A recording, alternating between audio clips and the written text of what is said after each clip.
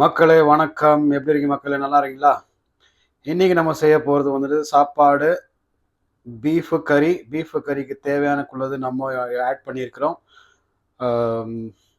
இஞ்சி பூண்டு ஒரு 1.5 டேபிள் ஸ்பூனு, மஞ்சப்பொடி, மிளகு பொடி, 4 ஏலக்காய், 2 டேபிள் ஸ்பூனு, வெங்காயம் 4 வெங்காயம், வேறு வந்துட்டு நம்ம சில்லி பவுடர் வந்துட்டு நம்ம ஆட் பண்ணியிருக்கிறோம் ஒரு 1/4 ஸ்பூனு, உப்பு ஒரு 1/4 ஸ்பூன் நான் ஆட் பண்ணியிருக்கிறேன்.